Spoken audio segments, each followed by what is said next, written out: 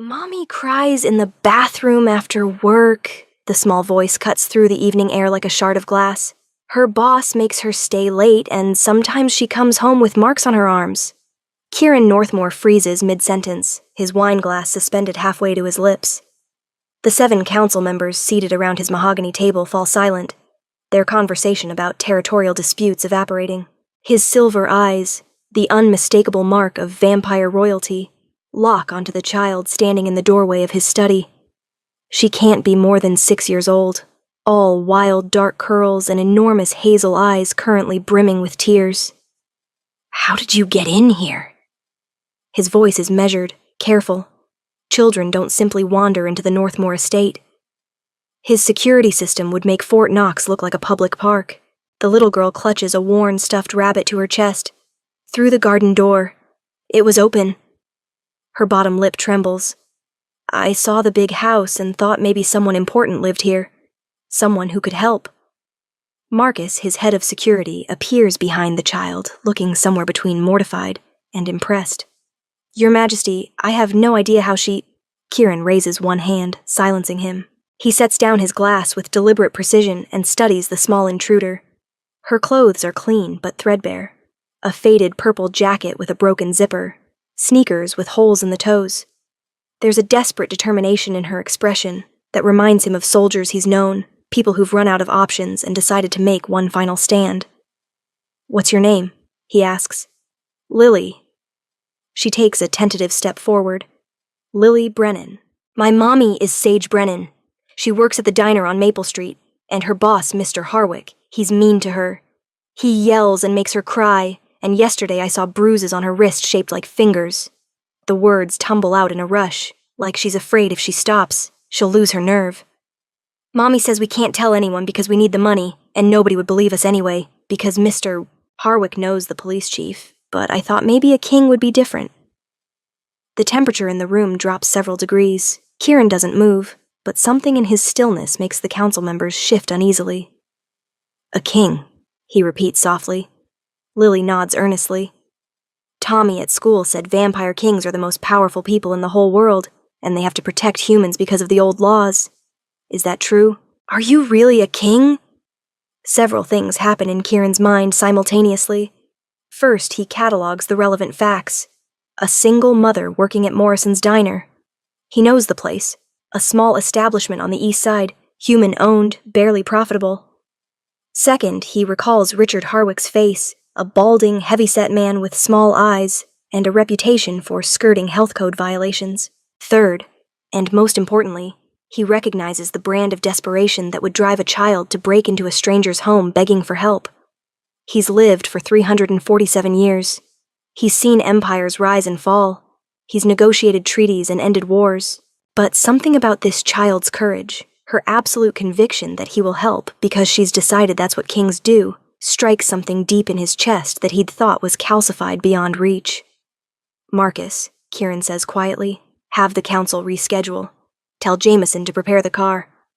He stands, his 6'4" frame unfolding with predatory grace. "And call ahead to Morrison's diner. I want to know exactly how many people are there right now and where they're positioned."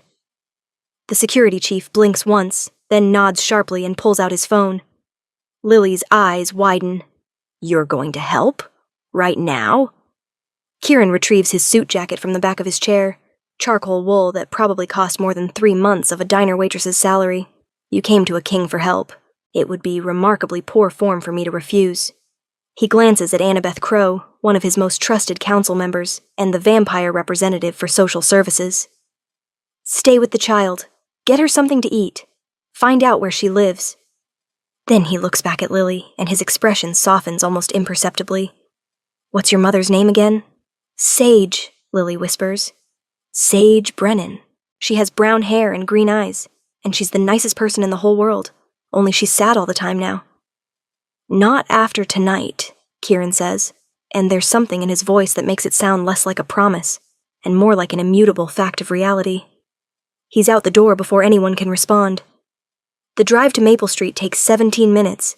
Kieran spends them extracting information from Marcus's contacts. Sage Brennan, age 28. Widowed 3 years ago when her husband died in a construction accident. No family support system. Working double shifts at Morrison's diner to keep her daughter in school and their small apartment heated. No criminal record. No outstanding debts beyond medical bills from her husband's final hospital stay. A model citizen trying to survive in a system that makes survival a form of punishment. Richard Harwick, age 52, married, 2 adult children who no longer speak to him. 3 previous complaints filed by former employees, all mysteriously withdrawn. Personal friends with Police Chief Davidson. Known to frequent underground gambling establishments and currently in debt to several unsavory organizations. The picture forms with crystalline clarity. Harwick is a small man with small power, the kind who enjoys wielding what little authority he has over people with no recourse, the kind who knows exactly how far he can push before something breaks. Kieran's hands tighten fractionally on his phone. He's faced down rogue vampire clans, negotiated with werewolf packs, and maintained peace across supernatural territories for over a century. But human cruelty of this variety, petty, mundane, hiding behind bureaucracy and social connections, ignites a particular kind of cold rage in his chest. The Northmore bloodline didn't survive 3 centuries by tolerating injustice. The old laws exist for a reason. Vampires are stronger, faster, and functionally immortal, which creates an obligation to protect those without such advantages. Some of his kind view this as a burden. Kieran has always considered it the price of power, one he pays willingly. "We're here, Your Majesty," Jameson says from the driver's seat. Morrison's diner squats beneath a flickering neon sign, its windows fogged with grease and steam. Through the streaked glass, Kieran can see perhaps a dozen customers scattered across red vinyl booths. Behind the counter, a woman moves with the efficient exhaustion of someone running on fumes and muscle memory. Sage Brennan. Even through the distortion of dirty windows and poor lighting, Kieran can see what Lily meant. She's lovely in an understated way, delicate features marked by weariness, brown hair pulled back in a practical ponytail, green eyes that probably sparkled once but now just look tired. She's wearing the diner's standard uniform, a pale blue dress with white trim that's been washed so many times the color has faded to something indefinable. As Kieran watches, a man emerges from the back, Harwick, unmistakable from the photos, and says something sharp. Sage flinches, then nods, moving faster. Harwick's hand shoots out and grabs her wrist, his mouth forming words that make her face go pale. Kieran is out of the car before Jameson can shift into park. The bell above the diner door chimes with his entrance. Every head turns, conversations faltering. It's not just his height, or the way his suit costs more than most of these people make in 6 months. There's something else. Something indefinable that makes humans instinctively recognize Predator even when they can't articulate why. Sage looks up from where Harwick still has her wrist trapped. For a moment, their eyes meet across the dingy diner, and Kieran feels something slot into place in his chest with an almost audible click. Recognition. Not the superficial kind, not "I've seen you before." Something older, deeper. The kind of recognition that his kind, the long-lived, the immortal, experience perhaps once in several lifetimes. The sudden awareness that this person, this particular human, with her tired eyes and bruised wrist, and indomitable courage that she's passed to her daughter, matters in a way that will reshape everything. He's heard other vampires describe this moment. The claiming, some call it, the recognition, the undeniable pull. He's always been somewhat skeptical, figuring it for romanticism or wishful thinking. He's not skeptical anymore. "Good evening," Kieran says, his voice carrying effortlessly across the space. "I'm looking for Sage Brennan." Harwick drops Sage's wrist like it's burned him. His face cycles through several expressions: confusion, calculation, fear. Whatever else he is, he's not stupid enough to miss the danger currently standing in his establishment. Sage's lips part. That's me. Sage." Her voice is soft, musical despite the exhaustion. "Can I help you with something?" "Actually," Kieran says, moving toward the counter with measured steps, "I'm here to help you. Your daughter paid me a visit this evening." The blood drains from Sage's face. "Lily? Is she okay? Where is she?" "She's perfectly safe," Kieran assures her immediately, watching some of the panic recede from her eyes. She's at my home being fed cookies by my head of household staff and playing with what I'm told is a very patient golden retriever. He pauses. She broke in, actually. Quite impressive for a 6-year-old. You should be proud. Sage's hand flies to her mouth. Oh my God. I'm so sorry. She was supposed to be at Mrs. Chen's apartment. Our neighbor watches her when I work late. I don't know how she's spiraling, words tumbling faster. Please, whatever damage she caused, I'll pay for it. I just need to arrange a payment plan. Ms. Brennan, Kieran's voice cuts through her panic cleanly. I'm not here about property damage. I'm here because your daughter informed me that Mommy's boss hurts her after work, and that you come home with marks. She was quite specific about the bruises on your wrist, the ones shaped like fingers. The diner goes absolutely silent. Sage's eyes dart to Harwick, who has gone very still behind her. Don't, Harwick says sharply. Don't you dare. Mr. Harwick, Kieran says without looking at him. I strongly suggest you remain quiet while I'm speaking with your employee. Something in his tone, the absolute authority, the barely leashed danger, makes Harwick's mouth snap shut. One of the customers in the corner booth pulls out their phone, sensing drama. Kieran returns his attention to Sage. You're afraid, he says quietly, but in the silence, everyone hears it. Afraid of losing this job, afraid no one will believe you, afraid of retaliation. Your daughter mentioned Mr. Harwick's connection to the police chief. She's remarkably well informed for her age. Tears are forming in Sage's eyes now. Please, she whispers. I can't. I need this job. Lily needs... We need the insurance. The steady hours. Let me be very clear about something, Kieran says, and now his voice carries the weight of centuries, the authority of ancient bloodlines and power that predates modern civilization. I am Kieran Northmore. Perhaps you've heard the name. Based on the way several customers gasp, they certainly have. The Northmore family doesn't just rule vampire territories. They own property throughout the city, hold controlling interests in major corporations, and their name appears on hospital wings and university buildings. They're old money, old power, the kind of family that makes mayors return phone calls. Sage's eyes widen. You're the vampire king of the Northern Territories. Yes, Kieran confirms. And you are a human citizen under my jurisdiction, which means your protection falls under the old laws. Laws that supersede human police chiefs and their friendships with mediocre diner owners. He finally turns to face Harwick, who has gone gray. You, Kieran says softly, have approximately 30 seconds to explain why I shouldn't have you arrested for assault and battery. And please don't insult my intelligence by denying it. I can smell her fear, hear the elevated heart rate, and see the bruises you're clearly attempting to hide with that uniform. Harwick's mouth opens and closes. You can't just... Chief Davidson. We'll do exactly what I tell him, Kieran interrupts. As will the mayor, the district attorney, and anyone else you think might shield you from consequences. I've lived in this city for over a century. I helped write the integration laws that allow supernatural beings and humans to coexist. When I speak, people listen, Mr. Harwick. The question is, are you going to give me a reason to speak very loudly about your business practices, or are we going to resolve this quietly? I want a lawyer, Harwick says, trying for bravado and achieving something closer to panic. Fascinating. Kieran pulls out his phone with the unhurried confidence of someone who's already won. Marcus, contact Chief Davidson. Inform him I'm filing a formal complaint under old law protections regarding the assault of a human citizen. Yes, I'll hold. He looks at Harwick. You understand that under the old laws, I can claim right of protection over any human I deem at risk? It's an ancient provision, originally designed to prevent rogue vampires from treating humans as prey, but it applies equally to human-on-human violence within our territories. Sage is shaking now, tears streaming down her face. I don't understand what's happening. Kieran's expression softens as he looks at her.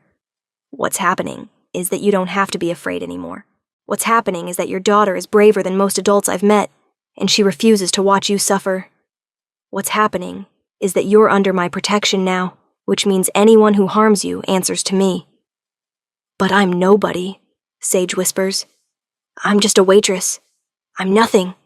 Why would you— You're Lily's mother, Kieran says simply. That alone makes you worthy of protection, but more than that. He pauses, considering how much to reveal in this moment, in this grimy diner with its audience of shocked customers. You're someone who's been shouldering an impossible burden with grace and courage. You're someone who's survived grief and hardship and kept going for your child. And you're someone who, as of this moment, has the full weight of the Northmore family's resources behind her. Chief Davidson's voice crackles through the phone. Kieran raises it to his ear, never breaking eye contact with Sage. Ray, yes, I'm at Morrison's Diner on Maple Street. I need you to send a car. I'm making a formal claim of protection over Sage Brennan under Old Law Statute 47B, and I'm filing assault charges against Richard Harwick. A pause. I'm aware of your friendship. I suggest you decide whether that friendship is worth more than your career. Another pause. I thought you might see it that way. We'll be waiting. He ends the call. You can't do this, Harwick says, but his voice has lost all its bluster. I'll sue. You'll do nothing, Kieran says flatly. Because I'm going to make you an offer, Mr. Harwick. You can cooperate, close this establishment, sell it to me at market value, and relocate to a different territory where you'll find employment that doesn't involve power over vulnerable people. Or I can make your life extremely difficult. And when I say extremely difficult, understand that I mean I will scrutinize every aspect of your business, your taxes, your debts, and your personal life, with the kind of attention that tends to uncover all sorts of interesting irregularities. Gambling debts, for instance, health code violations, that incident with the supplier kickbacks you thought no one knew about. Harwick's face goes from gray to green. How did you— I'm 347 years old, Kieran says. I didn't survive this long by being uninformed. So, which option appeals to you more? The fight drains out of Harwick like water from a broken glass. I'll sell, he mutters. I'll cooperate. Excellent choice. Kieran turns back to Sage, who looks like she's been hit with a 2x4. Ms. Brennan, I'm going to ask you a question, and I need you to answer honestly. Did Richard Harwick physically assault you? Sage's eyes dart around the diner, at the customers watching, at her soon-to-be former boss, at this impossibly powerful man who's just upended her entire existence in the space of 5 minutes. Kieran can see the war in her expression, years of conditioning telling her to stay quiet, to not make waves, to protect herself by being invisible. Then something shifts in her face. Maybe it's thinking about Lily, brave enough to break into a stranger's home. Maybe it's exhaustion, the tiredness of carrying fear for so long. Maybe it's the way Kieran is looking at her like she matters, like her truth matters. Yes, she says, her voice stronger than before. Yes, he did, multiple times. He grabbed my wrist yesterday when I asked if I could leave on time for once. 2 weeks ago, he shoved me against the walk-in freezer when I accidentally gave a customer the wrong order. Last month, her voice cracks. Last month, he cornered me in the storage room and touched my face and said I should be grateful he was so forgiving when I made mistakes because nobody else would employ someone like me. The temperature in the diner plummets. Kieran doesn't move, but several customers lean away from him instinctively, responding to something primal and dangerous in his stillness. Someone like you, Kieran repeats, his voice like silk over steel. And what precisely did he mean by that? Poor, desperate, nobody. Sage swipes at her tears with the back of her hand. He said I was lucky to have this job, and if I didn't like how he ran things, there were plenty of other single mothers who'd be happy to replace me. One of the other waitresses, a younger woman with purple streaks in her hair, stands up from where she's been frozen by the coffee station. He did the same to me, she says shakily. Last year. I quit because my boyfriend threatened to beat him up, but I couldn't afford to report it officially because I needed the reference for my next job. An older customer in the corner booth speaks up. I've seen him grab the girls working here. Thought about saying something, but he trails off, looking ashamed. Figured it wasn't my business. Kieran looks around the diner, at these witnesses who are finally speaking up now that someone with power is listening.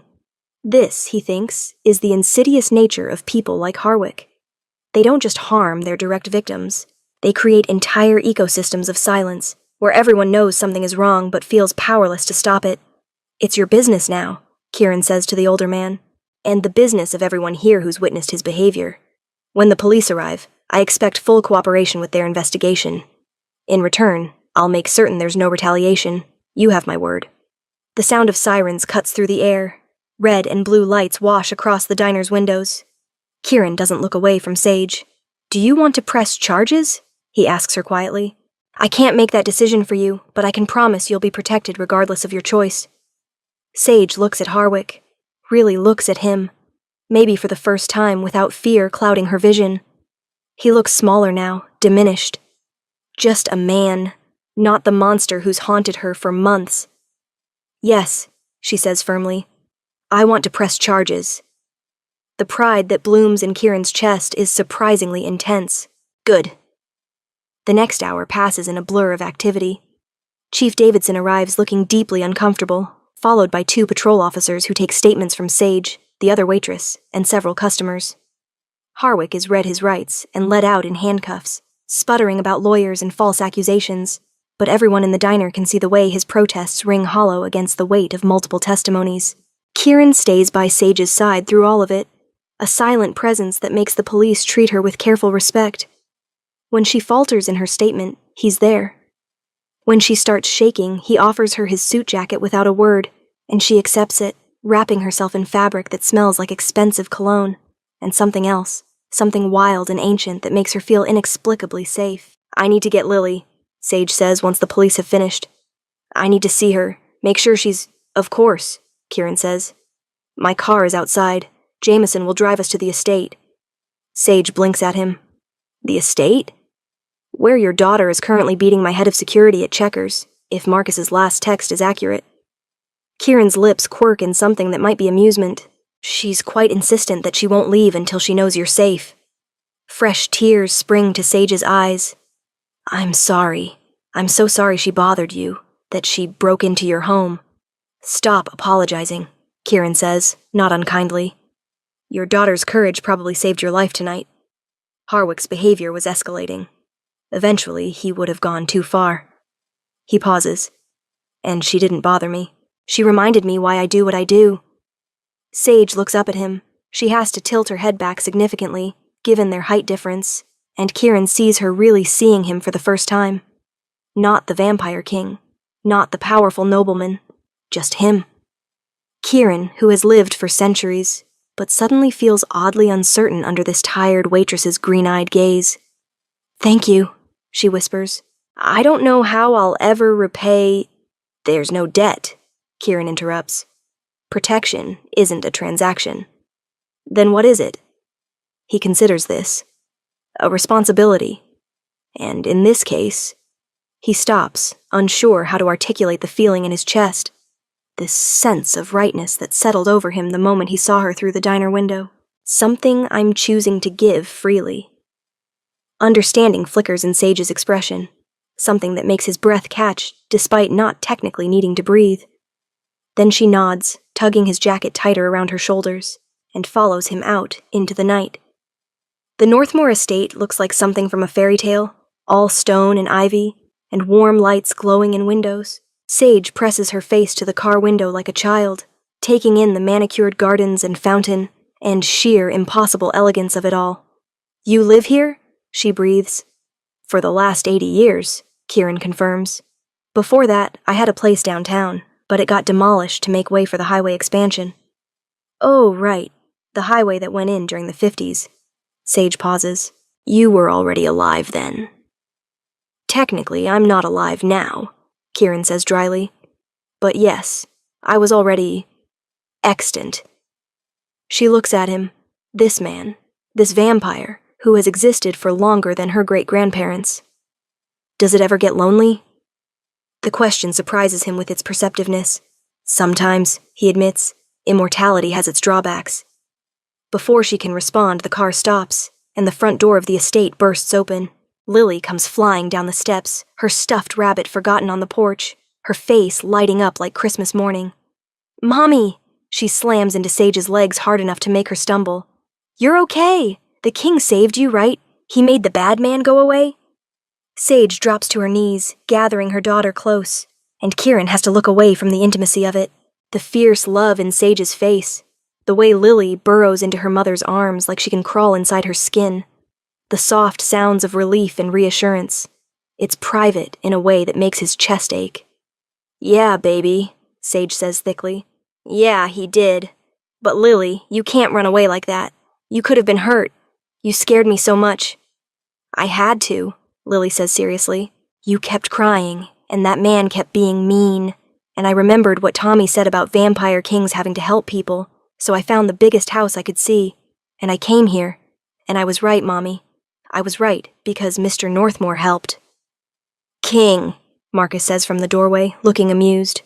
"She insists on calling you King Northmore. We've explained about your majesty, but she says King is more respectful." Kieran finds himself smiling despite everything.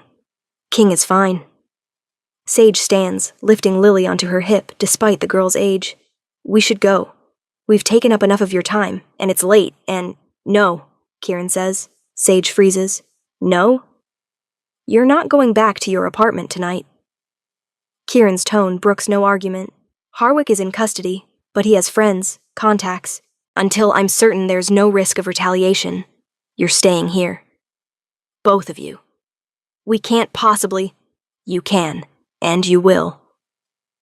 Kieran moves closer, and Sage has to tilt her head back to maintain eye contact. "I claimed protection over you, Ms. Brennan.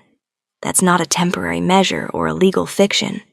It means you're under my care until the threat is resolved. And before you argue about imposing or charity—" He sees the protest forming on her lips. "Understand that having you here makes my job easier. I can ensure your safety personally, rather than relying on secondary measures." "I don't have clothes," Sage says weakly. "Lily needs her school things, and I have to call Mrs. Chen, and—" "Marcus will arrange for everything you need to be delivered," Kieran says. "We'll contact your neighbor tonight. Lily can attend the private academy on the grounds tomorrow if necessary, though honestly, given the circumstances, a day or two away from school won't hurt. We can reassess the situation in the morning." Sage looks torn between gratitude and embarrassment. Kieran recognizes the expression. The same pride that wouldn't let her report Harwick is now balking at accepting help that feels too generous, too much like charity. "This isn't pity," he says quietly, pitching his voice low enough that Lily won't hear. "This is me ensuring that when I wake up tomorrow, you're still alive and safe. That's not charity. That's selfishness, dressed in courtesy." "Why?" Sage whispers. "Why do you care so much? You don't know me." Kieran meets her eyes. "I don't have a good answer for that yet. But I care. That will have to be enough for now." Something passes between them. Recognition. Connection. The first fragile thread of trust. Then Lily yawns dramatically, and Sage's maternal instincts override everything else. "Okay," she says. "Okay, we'll stay. But just for tonight." Kieran doesn't correct her assumption that it will only be one night. Time enough to address that tomorrow, when she's rested, and the adrenaline has worn off, and he can explain that protection, in this case, might be considerably more permanent than she's anticipating. Because somewhere between watching her hold her daughter and seeing the way she squared her shoulders to testify against her abuser, Kieran has made a decision. Sage Brennan walked into his awareness tonight as a stranger, a duty, a human under his protection. She's not going to leave as any of those things. The guest suite they're given is larger than Sage's entire apartment.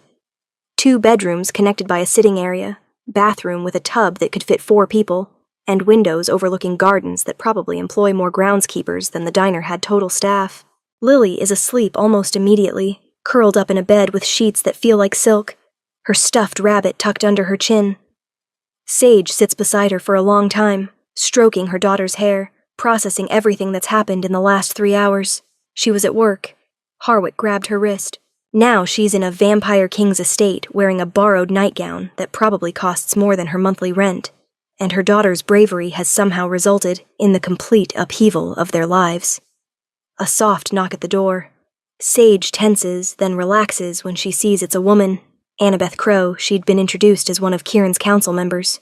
She's beautiful in a sharp way, with dark skin and silver-streaked hair pulled back in an elegant knot.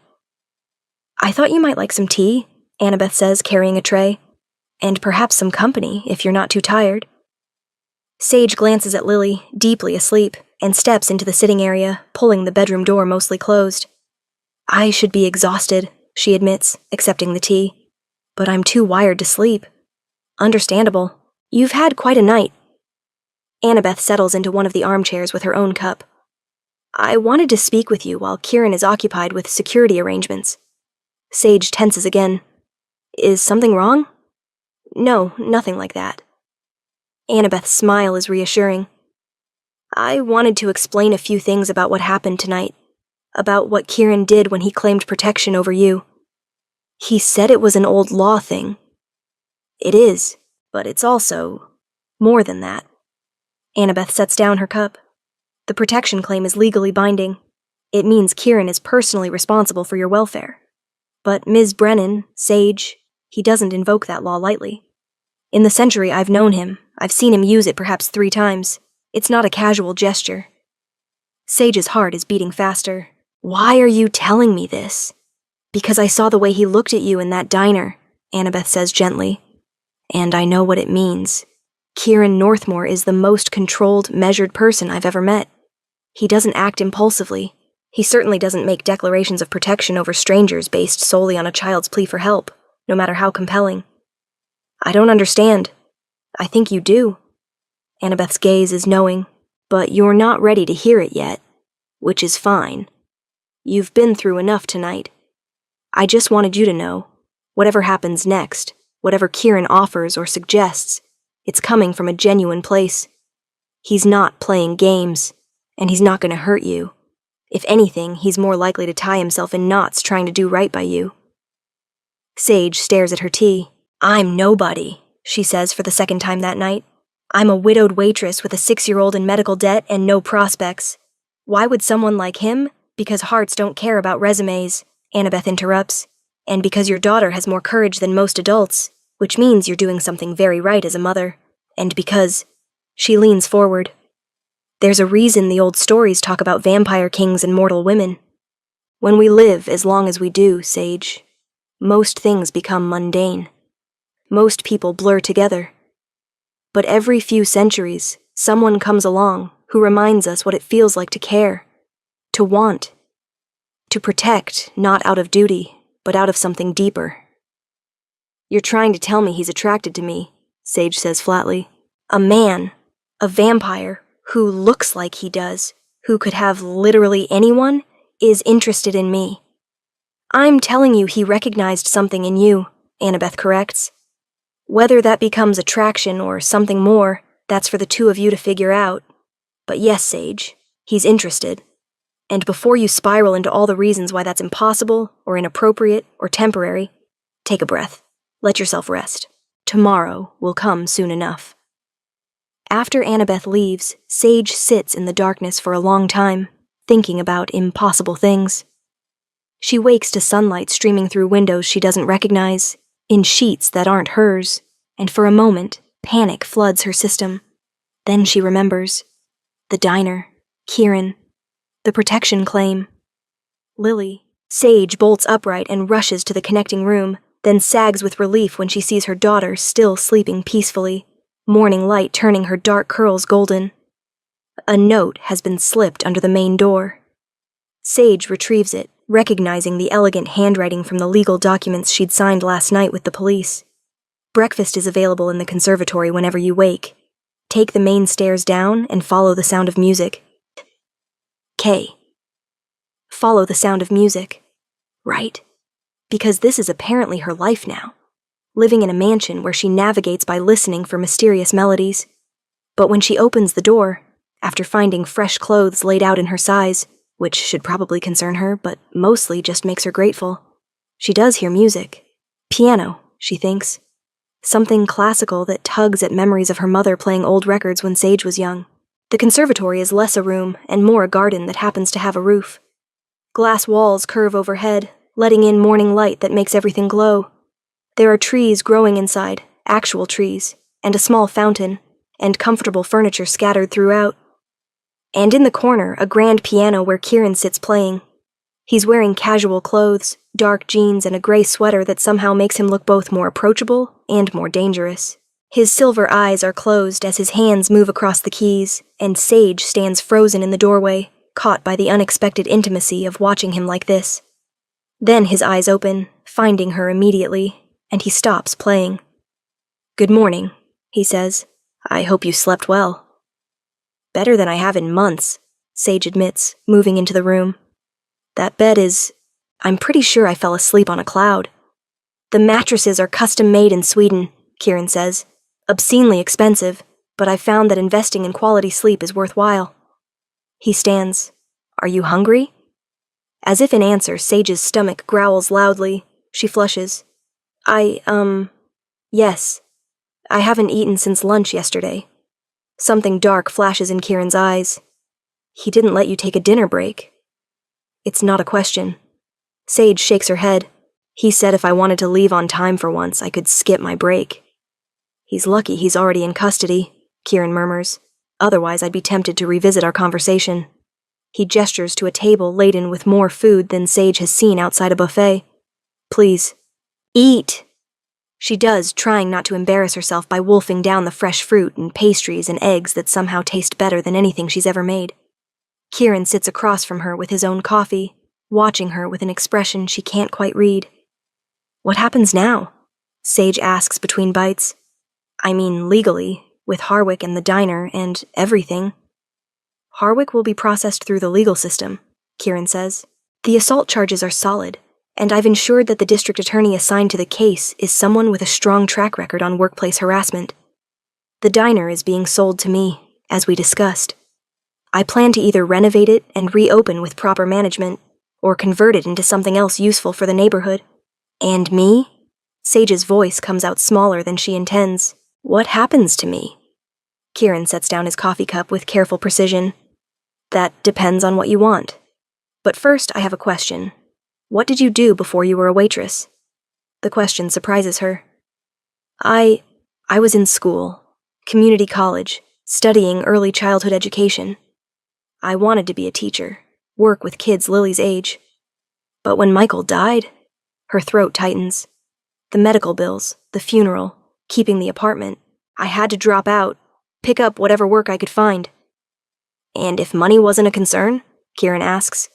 "If you could do anything, what would you choose?" Sage laughs bitterly. "Money is always a concern." "Humor me."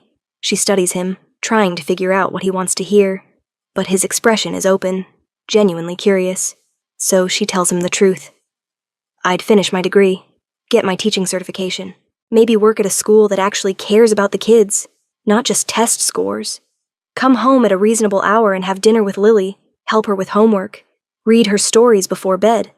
Live in a place where the heat works in winter, and I'm not terrified of being evicted if I'm short on rent. Take her to the park on weekends. Normal things." She swallows hard. Boring, normal, impossible things. Kieran is quiet for a long moment. "What if I told you those things aren't impossible?" "Then I'd say you don't understand how the world works for people like me." "Perhaps."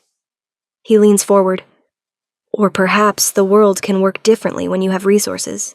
Sage, I want to make you an offer, and before you refuse out of pride or fear or habit, I want you to really think about it." Her heart is hammering. "What kind of offer?" "I need someone to manage a new project I'm developing," Kieran says. "A community center for the neighborhood where the diner is located. After-school programs, adult education classes, resources for families in need. It will require someone who understands that community, who has experienced their struggles firsthand. Someone with the kind of courage and integrity that doesn't come from privilege." Sage stares at him. "You want to hire me?" "I want to offer you a job as the Director of Community Outreach," Kieran clarifies. "It would include a competitive salary, benefits, housing assistance, and tuition reimbursement if you want to complete your degree. The position would start immediately. There's office work to be done while the center is being built, and you'd have input on every aspect of the project." It's too much, too perfect. Sage feels tears burning her eyes. "Why are you doing this?" "Because you're right that you understand that community in ways I never could," Kieran says. "Because you're clearly intelligent and capable, and wasting your potential serving coffee to ungrateful customers.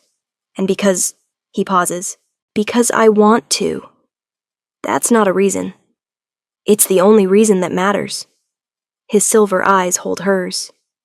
I'm not offering this as charity, Sage. I genuinely believe you're the right person for this position, but I'd be lying if I said my motives were purely professional.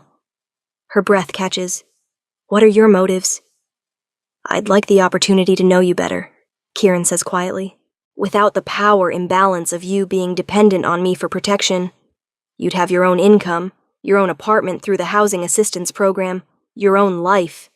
You wouldn't owe me anything beyond competent work performance. But we'd see each other regularly. We'd work together, and perhaps... He stops, seeming to choose his words carefully. Perhaps we could discover if this feeling that's currently making it difficult for me to think about much, besides your well-being, is mutual, or simply my own delusion. Sage can't breathe. This impossibly attractive, powerful, ancient vampire has just confessed to being interested in her while simultaneously offering her everything she's dreamed of. Independence, security, meaningful work, a future for Lily, without strings attached. It can't be real. I don't understand, she whispers. You don't know me. We've spent maybe 2 hours together. How can you possibly? 347 years, Kieran interrupts. That's how long I've been alive. In that time, I've met thousands upon thousands of people. And in all those years, I have never felt what I felt last night when I walked into that diner and saw you. He stands, moving around the table but stopping a careful distance away, giving her space. I'm not asking for anything immediate. I'm not pressuring you for romance or demanding gratitude. I'm simply being honest about my interest and asking if you'd be willing to explore whether it's reciprocated. This is insane, Sage says. This doesn't happen to people like me. People like you, Kieran repeats. Tell me, what makes you think you're less worthy of good fortune than anyone else? She opens her mouth to respond, to list all the ways she's ordinary, unremarkable, forgettable. But the words die in her throat. Because the way he's looking at her, the intensity of his focus makes her feel anything but forgettable. I'm scared, she admits finally. I'm scared this is a dream, and I'll wake up back in my apartment with Harwick's handprint bruised into my wrist. I'm scared you'll realize I'm not special and lose interest. I'm scared of depending on someone again and losing them. I'm scared. Her voice breaks. I'm scared of hoping. Kieran's expression softens. Those are reasonable fears, and I can't promise to erase them, but I can promise that this isn't a dream, that I see exactly who you are, and that I have no intention of going anywhere.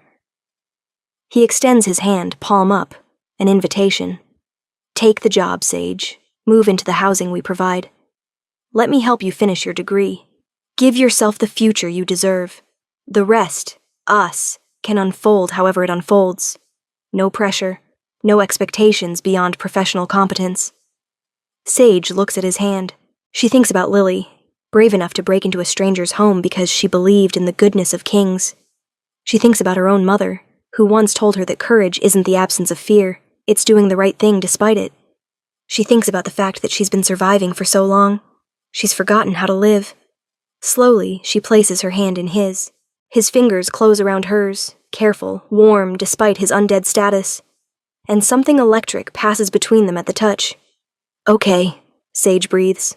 Okay, I'll take the job. I'll accept your help. But Kieran? She looks up at him. I need you to understand that I'm not some romance novel heroine waiting to be rescued. I'm a real person with trauma and baggage, and a kid who comes first, always. If this thing between us is real, it's going to be complicated, and messy, and probably difficult.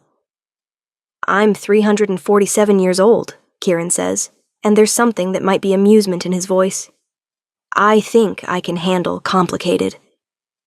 Before she can respond, the conservatory door bursts open and Lily comes tearing in, still wearing her pajamas, her hair a bird's nest of tangles. Mommy, the nice lady said there are horses. Real horses! Can we see them? Please, please, please! Kieran releases Sage's hand, stepping back smoothly. We do have stables, he confirms. Though I should warn you, the horses are quite spoiled, and will expect treats. Lily's eyes go wide. You have horses?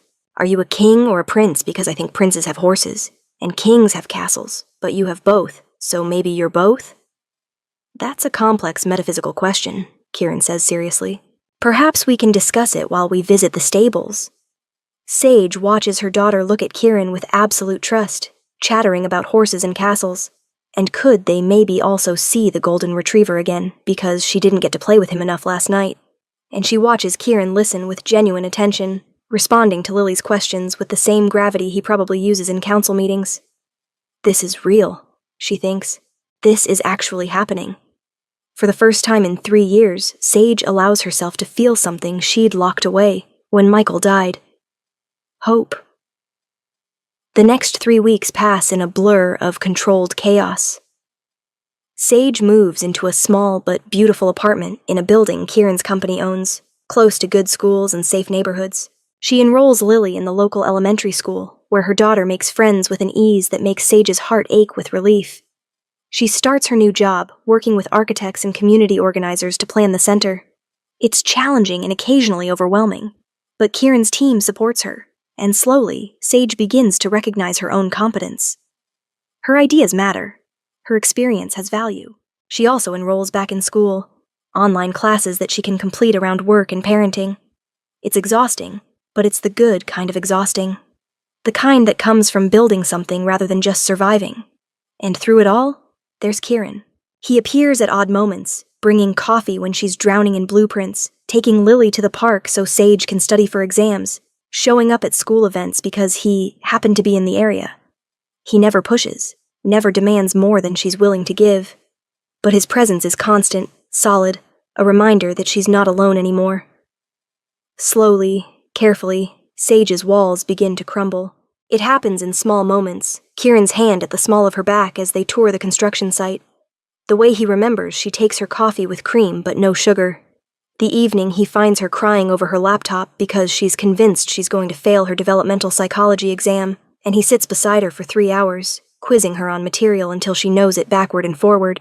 "You're going to pass," he says with absolute certainty when she finally closes the textbook at midnight. "How do you know?" Sage asks, exhausted and grateful, and something else she's not quite ready to name. "Because you're brilliant," Kieran says simply, "and because you've never failed at anything you've actually cared about. You're just not used to believing in yourself yet." The exam results come back. She got an A. The community center's grand opening happens on a Saturday in early December. Sage stands in the main room, freshly painted, filled with new furniture and supplies, and feels something like pride swell in her chest. This place exists because of her. Because Kieran believed in her, yes, but also because she did the work. She made it happen. The neighborhood turns out in force. Families she recognizes from her diner days, kids who will benefit from the after-school programs, older residents excited about the adult education offerings. There are speeches and ribbon cuttings, and a general atmosphere of celebration that makes Sage's eyes sting with grateful tears. Kieran appears at her elbow during a quiet moment, offering her a glass of champagne. "You should be proud," he says. "This is remarkable." "We did this together," Sage corrects. "I provided funding and resources," Kieran says. "You provided the vision and the heart. There's a difference." Before she can respond, the mayor approaches, wanting to introduce Kieran to someone, and he's pulled away with an apologetic glance. Sage watches him go. This impossible man who's become central to her life in such a short time. She's falling in love with him. The realization hits her with the force of a freight train. She's in love with Kieran Northmore, the Vampire King. The man who walked into her life because her brave daughter believed in fairy tales, and who's been quietly, patiently proving that maybe fairy tales aren't as impossible as Sage thought. "He loves you too, you know." Sage turns to find Annabeth beside her, elegant in a deep blue dress. "I don't—" "Please," Annabeth says with affectionate amusement. "I've known Kieran for a century. I've never seen him like this." The man rearranged his entire schedule to attend Lily's school play last week. He's learning about child development psychology, so he can have informed conversations with you about your coursework. He installed a heated pool in his estate because you mentioned once that you used to swim in college and missed it. Sage's breath catches. "He did what?" "Heated pool. Finished construction last Tuesday. He was planning to surprise you with it this weekend." Annabeth's smile is knowing. That's not obligation or charity, Sage. That's a man falling absolutely irrevocably in love and having no idea how to articulate it except through gestures. I'm still scared, Sage whispers. Of course you are. Love is terrifying.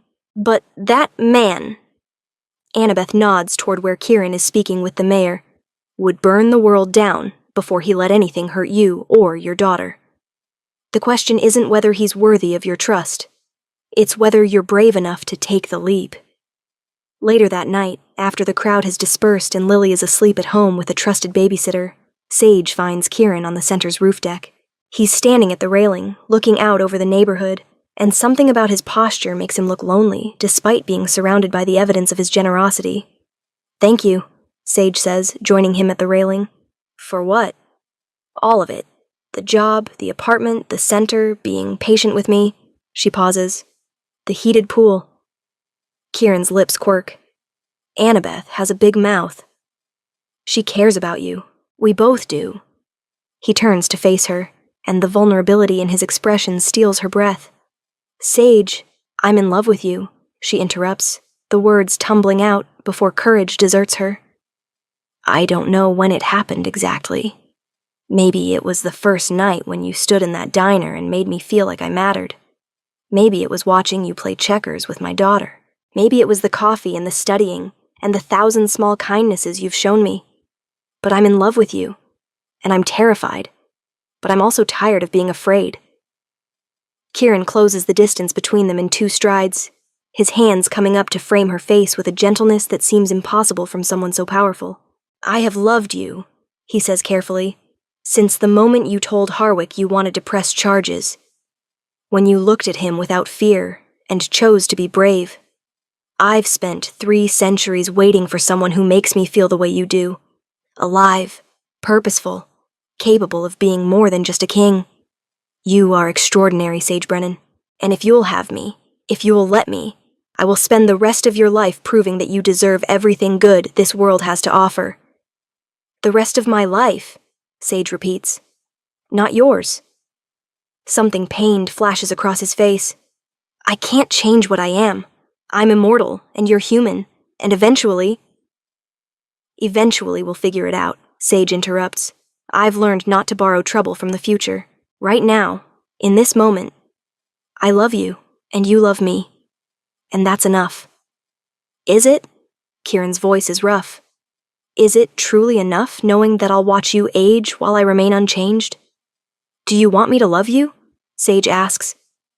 More than I've wanted anything in 3 centuries. Then kiss me, she says. Stop thinking about everything that could go wrong and just kiss me. He does. The kiss is gentle at first, tentative, almost reverent, like he's afraid she'll break. But when Sage makes a soft sound of encouragement and presses closer, it deepens into something that makes her forget they're standing on a roof deck in December. His hands slide into her hair, and hers clutch at his shoulders, and for a perfect moment nothing exists except this. When they finally break apart, both breathing hard. Well, she's breathing hard, he's faking it for her benefit. Kieran rests his forehead against hers. I love you, he says. I will never stop loving you. And whatever time we have, human, lifetime, or otherwise, I will treasure every moment. Otherwise. Sage pulls back slightly. What does that mean? Kieran hesitates. There are ways for vampires and their chosen humans. Methods of extending life, sharing immortality, but they're complex and permanent and not decisions to be made lightly. Are you saying you could turn me into a vampire? Eventually, if you wanted. But Sage, that's not a conversation for tonight. That's a conversation for after you've finished your degree and watched Lily grow and lived more of your human life. I won't take that from you with pressure or urgency. Sage considers this, the possibility of forever with him, of not having to face the eventual loss that terrifies her. But also the weight of that choice, the permanence of it. You're right, she says finally. That's a future conversation. For now, I just want this. You and me, and figuring out what we're building together. I can work with that, Kieran murmurs, and kisses her again. 6 months later, Sage stands in front of her university's graduating class, accepting her degree in early childhood education. The ceremony is small, unremarkable to everyone except her. But when she walks across that stage, she sees Kieran and Lily in the third row, both cheering embarrassingly loud, and she has to fight back tears. She did it. She actually did it. After the ceremony, Lily presents her with a handmade card that says, "Congratulations, Mommy," in crayon. Kieran presents her with a small velvet box. "It's not what you think," he says quickly when he sees her expression. "I know we agreed to take things slow." Inside is a delicate silver bracelet with a single charm, a tiny book with teacher engraved on it. "For your first position," Kieran says, "which, if you're interested, is at the academy on my estate. The current early childhood educator is retiring, and the position is yours if you want it." Sage looks up at him, this man who keeps finding ways to support her dreams without overshadowing them. "Are you going to make a habit of offering me jobs?" "Only positions you're genuinely qualified for," Kieran says seriously, "and only when they align with your goals. I have it on good authority that you've wanted to work at that academy since you toured it with Lily." "I told you that once," Sage says, 4 months ago, in passing. "I remember everything you tell me." Lily tugs on Kieran's sleeve. "Does this mean we could live at the castle? Like, all the time? Because that would be really cool, and also you have the best library, and Miss Clara said I could read any book I wanted if I lived there." Kieran looks at Sage, a question in his eyes. They've been officially dating for 6 months, but they've maintained separate residences, taking things slow for Lily's sake. But the three of them have spent countless weekends at the estate, and Sage can't deny that it started to feel like home. "We could," Sage says carefully, "if that's what everyone wants. But Lily, you understand that Kieran and I would be together? Like, really together? You mean like you'd get married and stuff?" Lily looks delighted. "Yes! Then Kieran would be my stepdad and I'd have a dad again, and we'd be a real family." Sage's eyes fill with tears. "Baby, we're already a real family. The three of us. Even if Kieran and I never get married, even if we don't live together, we're family because we love each other." "I know," Lily says with the confidence of a 7-year-old who's already figured out all of life's important truths. "But it would still be cool to live in the castle." Kieran laughs, genuine, unguarded laughter that makes Sage's heart swell. "I suppose I can't argue with that logic." He looks at Sage. "What do you say? Would you and Lily consider making the estate your permanent home? No pressure, no expectations beyond what we already have. Just together." Sage thinks about the apartment she's made into a home, the independence she's fought for, but she also thinks about the nights they've spent at the estate, Lily asleep in her designated room while Sage and Kieran talk until dawn in the conservatory.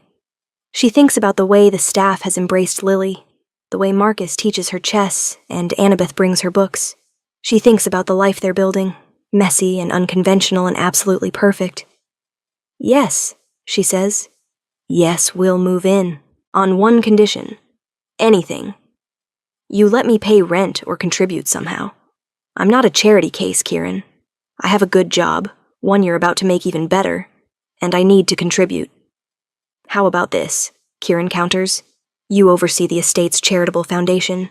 It requires someone with your understanding of community needs and resource allocation. It's a paid position, and you can put your salary toward household expenses if that makes you feel better about the arrangement. It's a compromise, and they both know it. But it's one Sage can live with." "Deal," she says. Lily cheers. Kieran smiles. And Sage takes a mental snapshot of this moment, graduation day, job offer, moving in together, and tucks it away with all the other impossible, wonderful things that have happened since her brave daughter broke into a vampire king's home and changed their lives forever. The wedding happens a year later, small and intimate in the estate gardens. Sage wears a simple cream dress. Lily serves as flower girl in a purple gown that makes her look like a princess. And Kieran stands at the altar, looking at Sage like she hung the moon. When the officiant asks if anyone objects, Lily pipes up with, "I object to waiting any longer because I'm starving and there's supposed to be cake," which makes everyone laugh and breaks the nervous tension Sage didn't realize she was carrying. They exchange vows they wrote themselves. Kieran promises to love her in all her humanity, to never take her choices, to honor the life she's built. Sage promises to be brave, to trust him with her fears. to build a future together that honors both their natures. When they kiss, their friends and family cheer, and Sage thinks about how far they've come from that night in the diner. How a little girl's courage and a vampire king's integrity led to this. A family, a love, a life beyond anything she'd dared to dream. "I love you," Kieran whispers against her lips. "I love you, too," Sage whispers back. "My king." He smiles, that rare, unguarded smile she's learned to treasure. "Just Kieran. Always just Kieran to you." "Just Kieran," she agrees, "who happens to be the king of my heart." It's cheesy and romantic and probably too sentimental, but it's also true. And as they walk back down the aisle together, Lily dancing ahead of them and their loved ones celebrating around them, Sage understands that fairy tales don't always look like the stories suggest. Sometimes they look like a terrified woman and an ancient vampire finding each other in a dingy diner. Sometimes they look like choosing to be brave when everything tells you to stay quiet. Sometimes they look like building a life together, moment by moment, choice by choice, until you look back and realize you've created something magical. "Thank you," Sage says later that night, dancing with Kieran under strings of lights in the garden. "For seeing me, for believing in me, for loving me." "Thank you," Kieran counters, "for teaching me that immortality isn't about the years you live, but about the love you find within them. For showing me that power isn't in dominion, but in protection. For choosing me when you had every reason not to." Nearby, Lily is dancing with Marcus, standing on his feet while he waltzes her around the dance floor.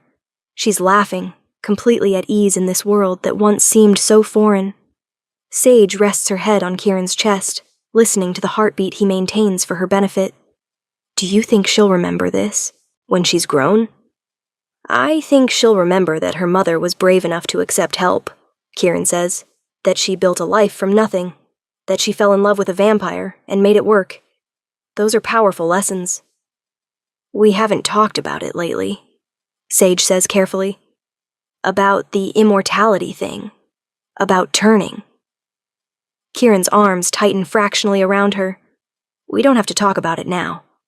"I know, but I've been thinking about it. About the future. About growing old while you stay young." She pulls back to look at him. "I'm not ready yet. I want to raise Lily as a human. Watch her grow up naturally. But after, when she's an adult, settled in her own life, I think I'd like to explore the possibility, if the offer still stands." Something blazes in Kieran's silver eyes. Hope, joy, relief. "The offer will always stand, for as long as you want it. Forever, if that's what you choose." "Forever," Sage repeats, testing the word. "That's a long time." "Is it long enough?" Kieran asks.